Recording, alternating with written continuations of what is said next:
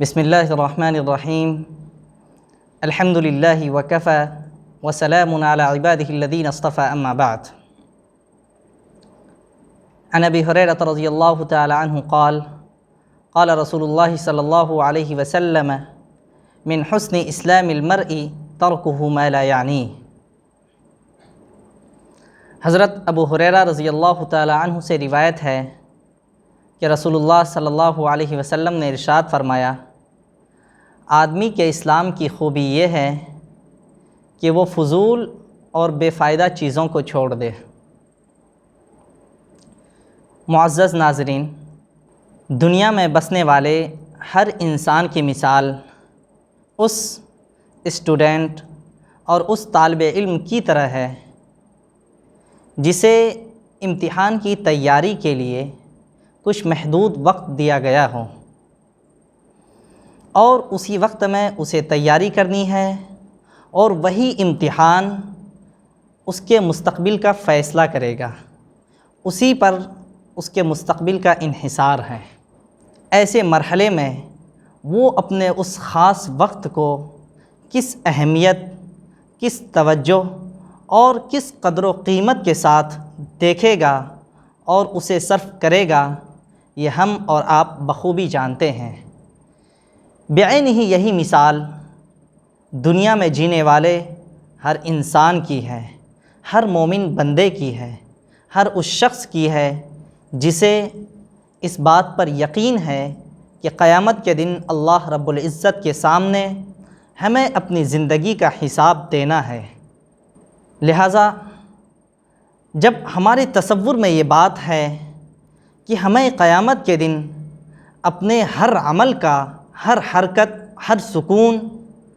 اور ہر لمحے کا حساب دینا ہے، تو اس وقت ہماری زندگی کس طرح گزرنی چاہیے،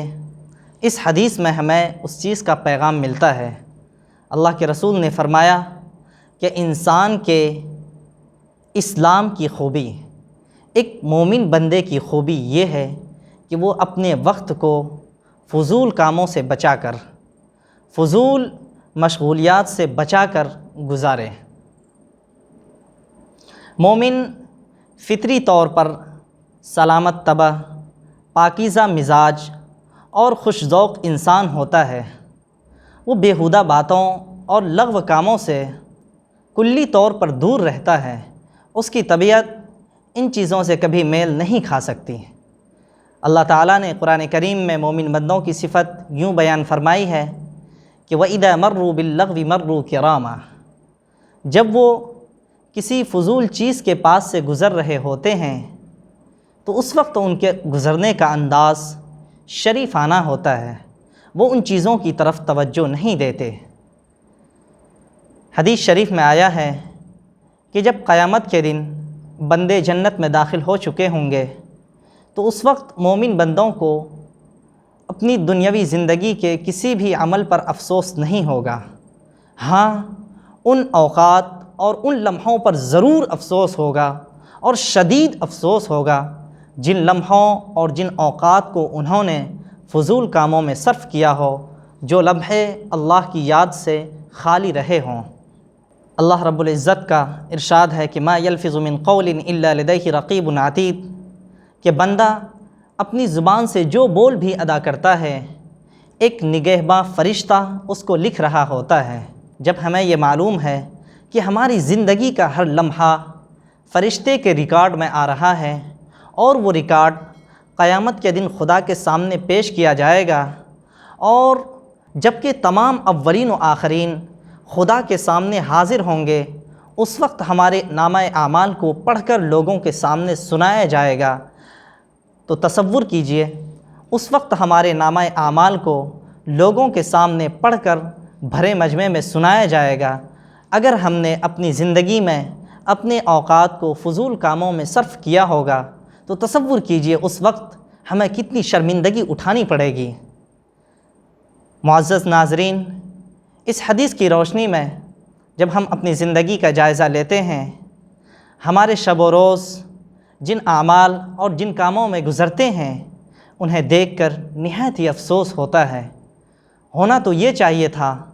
کہ ایک مومن کی حیثیت سے ہماری زندگی کا ہر قیمتی لمحہ بامقصد کاموں میں صرف ہوتا، لیکن اس کے برعکس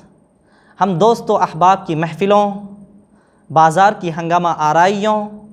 چائے کی دکانوں اور قہوہ خانوں میں بیٹھ کر اپنا وقت گنوا دیتے ہیں اور اپنے آپ کو ایسی باتوں میں مشغول رکھتے ہیں جن سے خسارے کے سوا کچھ ہاتھ نہیں آ سکتا۔ ہمیں چاہیے کہ ہم اپنی زندگی کو بدلیں،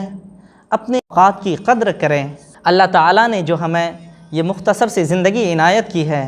اس کو صحیح کاموں میں صرف کریں تاکہ قیامت کے دن ہمیں رسوائی کا سامنا نہ کرنا پڑے۔